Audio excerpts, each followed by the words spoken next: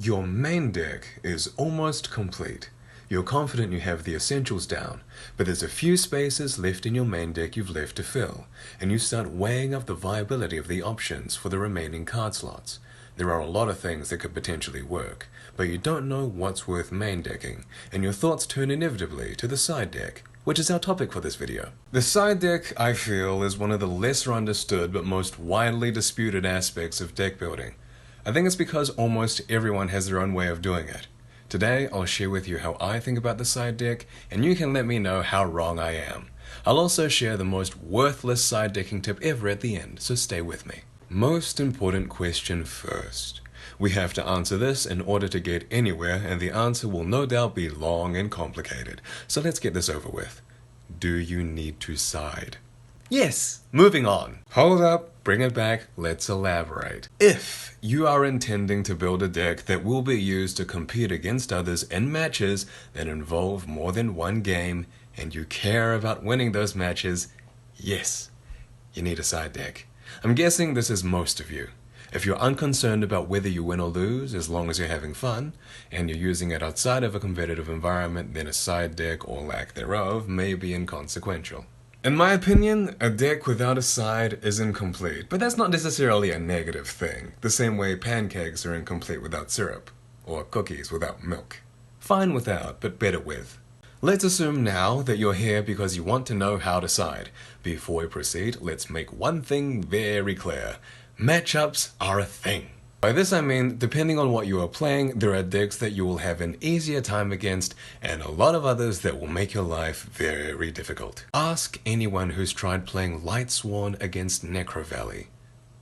Actually, ask anyone who's played against Necro Valley. That's a good card.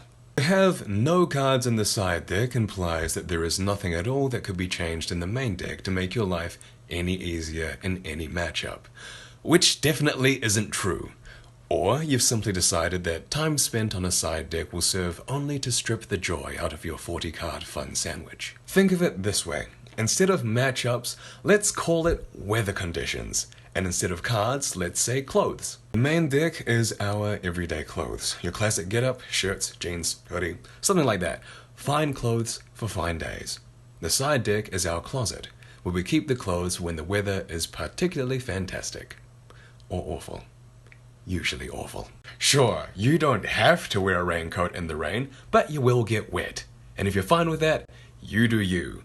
But if you don't believe in raincoats, that could be problematic. The side is really just the extended main deck. Like your closet is an extension of the clothes you wear. Everyone knows that as well, but I think calling it something different affects the way we think about it. Side just doesn't sound necessary, and separates it linguistically from the main deck. In other words, sideable means mainable. Don't keep clothes you're not gonna wear. You ever look at a card and think, hey, this would be totally great against such and would fit right into whatever I'm playing. Then you run into that hypothetical matchup, and when it comes time to side, you're hesitant to put it in. Time passes, more games are played, and the same cards you had such high hopes for remain untouched. Take my advice. Get rid of the Hello Kitty bow tie. It happens, and it's one of the reasons why testing is so helpful. But when it does, that's as good a sign as any that you should be siding something different from now on. Keep your main deck options open through searching. Searching affects not only your main deck, but also your side deck options. As such, it's generally a pretty good idea to include some search in your deck wherever possible. And if you already have search cards, dive into all the possible options it allows you and select the best choices for you. In Yu-Gi-Oh, there is no greater power than adding a card that you want to your hand. Period. Hashtag Tenki. If there's anything most archetypes can do, it's find more of their own cards, so it makes sense to use them if possible. Some archetypes have a lot of options available to them for almost any situation, like Salamangre for example. Other archetypes have fewer cards, but they might be able to search cards outside of their archetype, like in the case of Gusto, and win psychic monsters with 1500 or less defense. Other archetypes may be broader in their search options, and obviously, the more inclusive, the more options you'll have available to you. I should note that not all cards in an archetype necessarily belong in the same deck, so don't feel compelled to find a way to cram everything in together. This is especially true of archetypes with a lot of cards because many of them have been released at different times. Also, it makes no sense to have a strong side deck if your main deck is lacking. The point of the main deck is to win game 1. Why? Because if you do, it's a little more likely for you to win the match overall, which is why it's a good idea to pack an answer to everything main deck. The answers don't all have to be reliable, on call just like that, right? That's what your side deck is for, tailoring your main deck to play specifically better in certain conditions.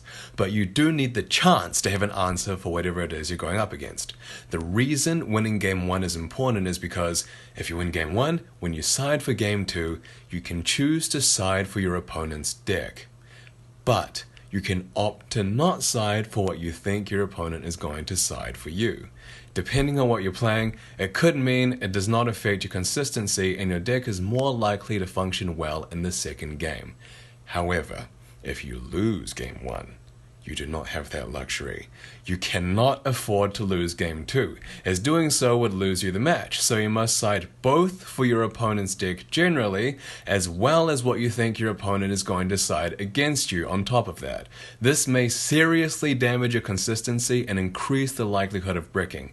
If it does go to game 3, you will both have decided everything anyway, but the person who won game 1 does have a slight advantage. Gee, that's great and all, but the card I'm looking for has no easy way to be searched. What do I do? That's where draw cards come in. If searching is gold, then drawing it slowly is certainly silver. I'm not saying to play draw cards in order to facilitate your side deck. What I'm saying is, if you're already maining draw cards, then it's more likely for you to see your unsearchables. Remember also that luck is a factor.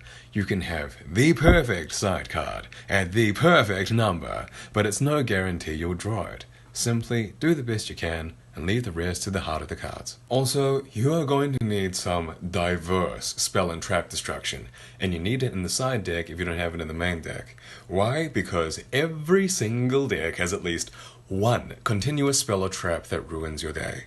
Monarchs or rituals, Mask of Restrict. Dragons, Dragon Capture Jar. Fusions, non-fusion area. Anything with monster effects, Skill Drain. And also Prohibition is a card. Why diversify? Because the existence of Skill Drain means to get rid of it you need a non-monster effect, and the existence of Notaria Beast means you need a non-spell effect. And in the case that you like traps, if someone is playing Royal Decree, you're going to need a non-trap to destroy that. Now, for the worst side decking advice ever. As we've discussed, there are many reasons for siding a card, and if you don't know what to side yet, or you just don't feel like siding, we can put that space to good use. How? Do you have a favorite card? A card you might not have a deck for, but just like the look of? Put it in the side deck, and at the end of game 1, look at your side deck and cheer yourself up. At some small level, your mood affects your play. And if you lost game 1, you can use this as a mental reset to purge yourself of doubt and negativity going into game 2. Or if you won game 1, why not further reinforce that positive energy? And besides, we all have cards we like that we don't play, right? Like Dragon Master Knight and Space Mambo. No point leaving all that space empty, right? I told you it was the worst advice ever. Oh, and one final thing. Your side deck shouldn't change every format. The side deck should be more about shoring up your deck's own weaknesses inherent in the card design, rather than trying to abuse the weaknesses of others. Making your own life easier will net you more wins than siding targeted cruelty. Partly because there are fewer weaknesses in your own deck than the number of other decks you could potentially face. And I don't know about you, but my card effects don't tend to change that often. But, not like you can't side with a goal in mind, right? If you only play against meta, side for it. If you only play at locals, and everyone at locals is playing mermails, move to another city. That's it for my siding advice. May it serve you well. Thank you so much for your time, Duelist. I'll see you next time. Peace. Hello, friend. If you're watching this, I want to sincerely thank you. If you've been keeping up with my videos at all, I haven't posted anything in months, and I have a lot of excuses for why that is, but you're not interested.